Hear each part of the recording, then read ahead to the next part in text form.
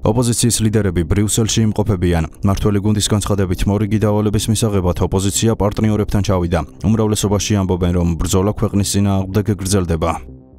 ძალიან ბევრი რეპრესიული კანონი ფიქსირდება საქართველოში, გარდა ამისა, გვაქვს საქმე დასავლური კურსის არათუ შესვლასთან, არამედ პირდაპირ ავტორიტარული ბანაკში გაწევრიანების კონკრეტულ სამოქმედო გეგმასთან. საერთოდ ძალიან ბევრია სასაუბრო ჩვენ პარტნიორებთან, თუ რა ნაბიჯები შეუძლიათ გადადგან მათ. ყველაფერი რაც ჩვენი ქვეყნის სისვლასთან, პროგრესთან, ევროინტეგრაციასთან არის დაკავშირებული, არის მიუღებელი და გამაღიზიანებელი რადიკალებისთვის და მათი პატრონებისთვის, ამიტომ დაწყებული ევროლიბერალიზაციიდან დასრულებული კანდიდატის მიღებით და დღევანდელობით რადიკალები ცდილობენ ყველანაირად ფეხი დაუდონ საკუთარ ქვეყანას რაიმე ფორმით ზიანი მიაყენონ მას, ამიტომაც ისინი არიხლებიან ევრობიუროკრატებთან სიარულით და მის ხვეწნა მუდარით, რომ რაიმე ფორმით საკუთარ ქვეყანა დააზიანონ. თუმცა საბოლოო ჯამში ბუნებრივია ჩვენი ქვეყანა, ჩვენი ქვეყნის განცხადებული საგარეო კურსი და პოლიტიკა, რომელიც საობას ისახავს მიზნად ევროკავშირში გაწევრიანების თვალსაზრისით, არის ცხადია პრიორიტეტი